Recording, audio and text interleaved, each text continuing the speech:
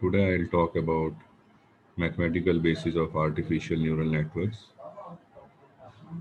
An artificial neural network is a computing system designed to simulate the way the human brain functions and processes the information. It is useful for those problems which are difficult to solve mathematically or statistically. Artificial neural networks have self-learning capabilities, that is, they learn from input data. There are various types of artificial neural networks. Most common type is back-propagation neural network. Then for image analysis, there is convoluted neural network. The other one is recurrent neural network, which is used for natural language processing and time series forecasting. The other is reinforcement learning neural network, which require an artificial environment. Then there are self-organizing maps. So human brain consists of billions of cells called neurons, and each neuron is made up of cell body with input and output of information. Each neuron sums up the information from many neurons and in turn transmit processed information to other neurons. So this is a simple architecture I have taken from this source.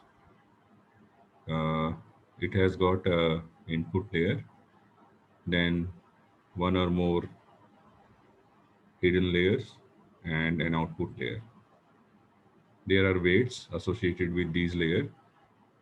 Between input layer and first hidden layer, there are W1 weights.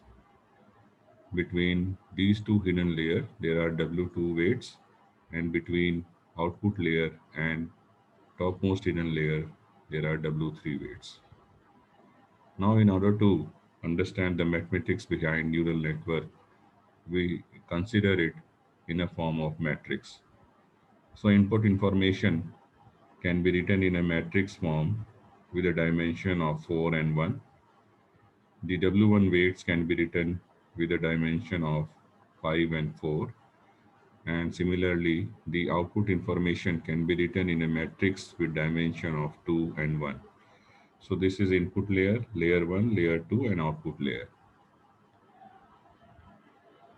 So this is how a neuron works. There is the input.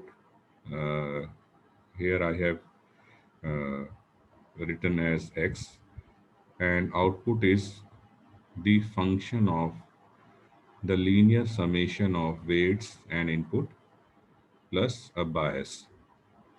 So this function is known as activation function. And there are many types of activation functions. The commonly used activation functions are sigmoid function and ReLU function, which I'll talk about little later.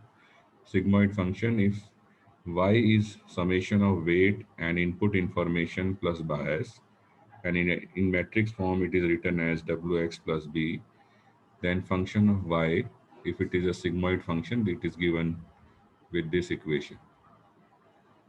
So sigmoid function, the result of sigmoid function range from 0 and 1. This is hyperbolic tangent function. Similarly, y as defined before in this slide, this is hyperbolic tangent function. Output of this function range from -1 to 1. This is soft burst function. It is similar function. Then this is rectified linear unit function. It is nowadays most commonly used function in neural networks related to image analysis. It is defined as the maximum of either 0 or the input vector. Then this is max function. It is defined as this. Basically, it converts the vector of the uh, values into the probabilities. So this is usually used in the topmost layer of the neural network.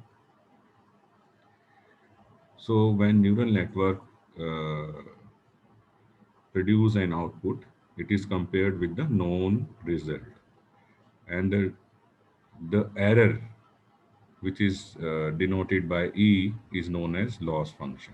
So commonly used loss functions are mean square function for regression problems, binary cross entropy function for binary classification problems, and categorical cross entropy loss function for multiple categories of categorical output. So what is gradient descent? Gradient of a loss function with respect to weights. It can be written as dE by dW. It is the differentiation of the loss function with respect to weights. So to reduce the value of error function, because this is our the target, we want to reduce the error of the neural network. So to reduce the value of error function, we have to change the weights in the negative direction of the gradient of the loss function with respect to these weights. So this is the general equation for finding the best weight for our neural network. Here alpha is the learning rate.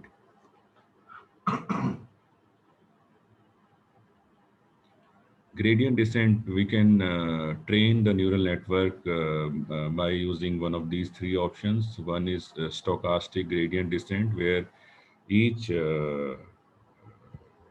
each row of data is fed to neural network and weights are updated. Then mini batch gradient descent, here batch of data is uh,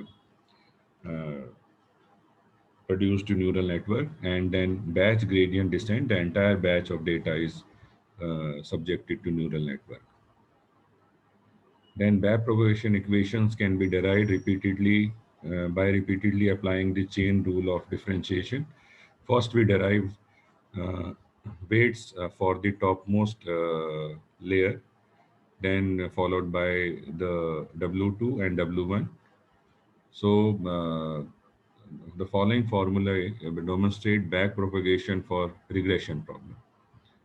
So this is the equation for differentiation of loss function with respect to weights. So for the top weights, that is W3, this is the equation.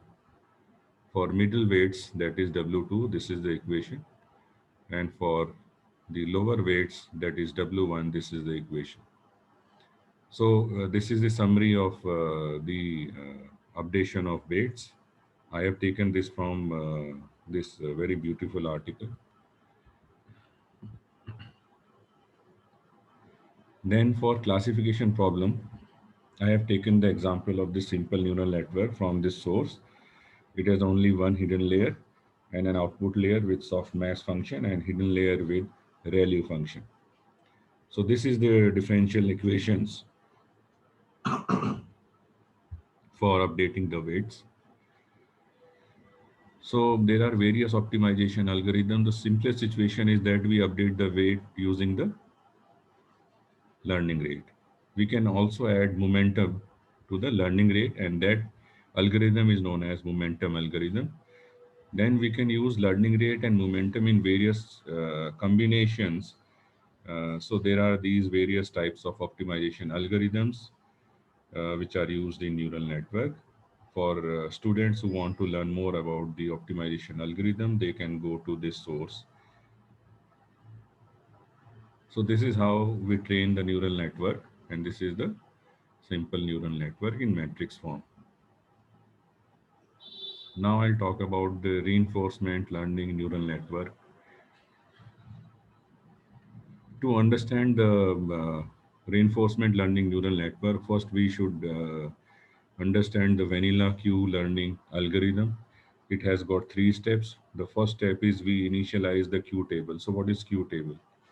Because in reinforcement learning, there is an environment with states, and our agent, which we are training, uh, produce some actions, and then the environment either reward or punish our agent.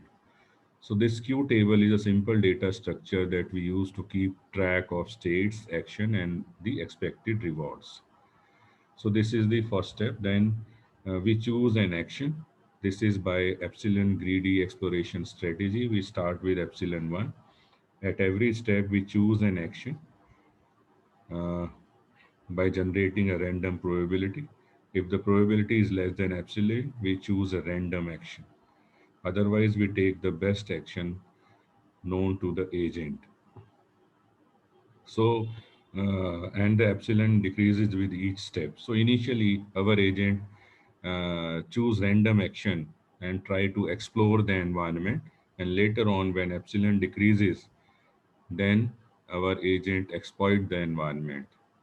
And we update the Q table by using the Bellman equation. This is the Bellman equation I've taken from this source. So the neural network using reinforcement learning has this simple structure. So there are the steps of deep Q learning algorithm for this neural network. So it has a input layer of input states and output layer of actions. And the value inside the output node is the Q value. So we